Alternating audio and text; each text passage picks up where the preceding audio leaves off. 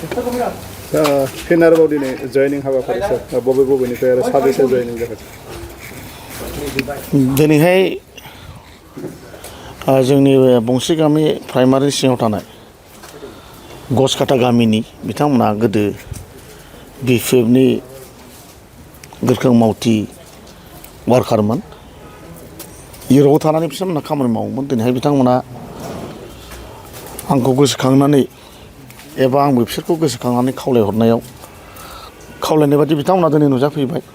आरो बिथांमोना दिनैहाय आंजों जयनिं लाफैबाय दा आसा खालामदों निस्सय बिथांमोना खोथा होनाय बादि बिथांमोना आरो फिन आं सोंदोंमोन नोंथांमोना आरो जयनिं जाखांनायनि उनाव फिन गिदिंनानै थांफिनगोन नामा फुराना पार्टियाव बिथांमोना खोथा होदों जों थाङा जों मालाय बादि नङा जों गोसो जानानै फैखाथारबाय सारखौनो मदद होनो होननानै फैखाथारबाय जोङो आरोबाव खुनु गिदिंनानै थांफिननायनि प्रश्न गैया सार जोंखौ बिसास खालाम होननानै बिथांमोना आंनो खोथा होदों दा बिथांमोना दिनैनिफ्राय आंनि न'खरनि साफा फेमिलि मेम्बार्स जाबाय बिजेपिनि दा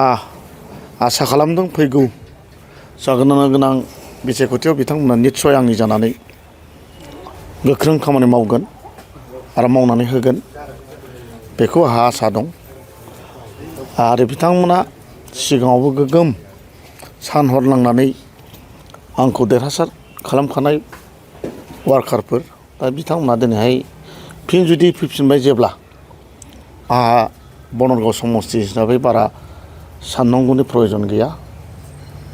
आंनि दिनैनि बे नुहुरनायाव बनरगाव हिसाबै आंहा बारा सोरखौबा पार्टिखौ गिनांगौनि प्रयजन गैया आरोखि दा गुबुन पार्टिखौ जेरेखम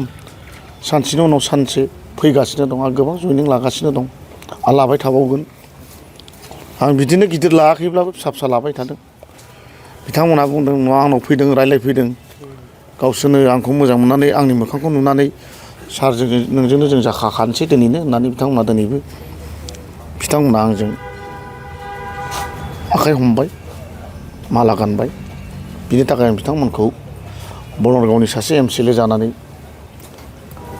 आङो बजबनानै लाबाय मेम्बार हिसाबै दिनै बिथांमोना दिनैनिफ्राय आंनि जानानै खामानि मावसिगोन आरोखि बेनो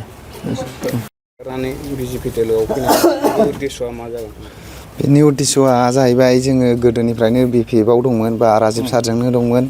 दा राजिब सारखौ जों मोजां मोनो बा बिनि थाखायनो जोङो दा बिजेपिआव राजिब सारजों जगदान जाफैदों बा लोगो लाफैदों जों दा बिजेपिनिफ्राय जों जेनेबा ओंखारनो हाया दिनैनिफ्राय जों जाजेनबाय हाबजेनबाय आरो दा जोङो बेहायनो नांथाबनानै थागोन आरो दा जोंनिफ्राय माने जोङो बेल' नङा मानसिया दंबावोमोन माने फ्राय दाब जायगायाव खामानि मावनो थाङो बिनि थाखायनो फैजोबनो हायाखै जोङो आरो दा जोङो फैबावगोन उनावहालागै आरो मानसिखौ लानानै जोङो दा दिनै 14 जन दं दिनै 14 जन दं बनरगाव बियाबाव बिपिएफ दोला देरहानायनि सुबिदा गैया जायनि थाखाय नोंथांमोना दिनै ओंखारबोदों बेखौथ' जोङो बुंनो हाला नुहुरनायावथ' जोङो दा राजिब सारखौनो देरहागोन बायदिखौनो नुहुरदों मानो होनबा जोंबो एसे एनै खबर मोनो बिनि थाखायनो जों दा दिनै राजिब सारजोंनो लोगो जाफैदों आरो देरहागोन बिपिएफ दोलोआथ'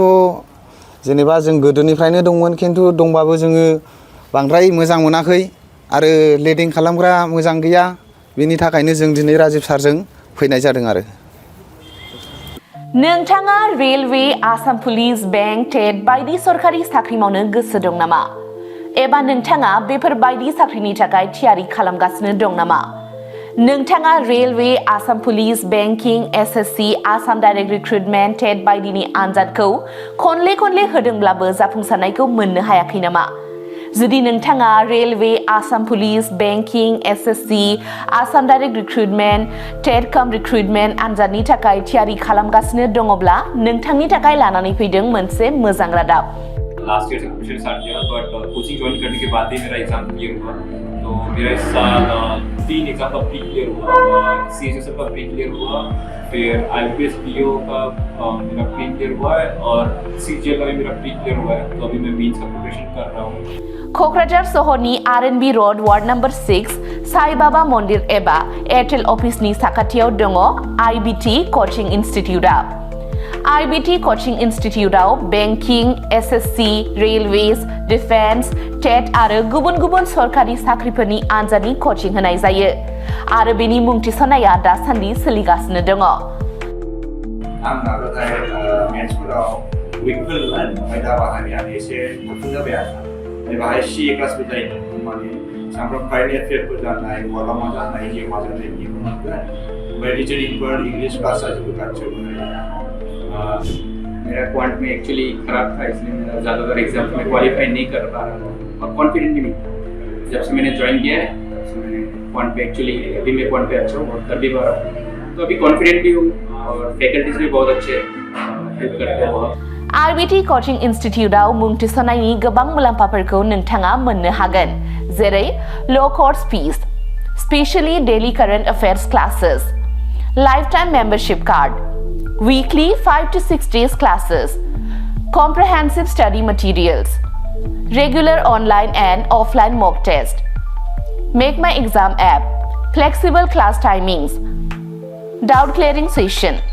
बेफोर गासै सुबिदाफोरखौ नोंथाङा IBT Coaching Instituteआव मोननो हागोन। अब्ला थाबैनो मुं थिसनदो। आबुङै मिथिनो थाखाय 9387277188 एबा 91013258449 आव सोलोंनो हागोन।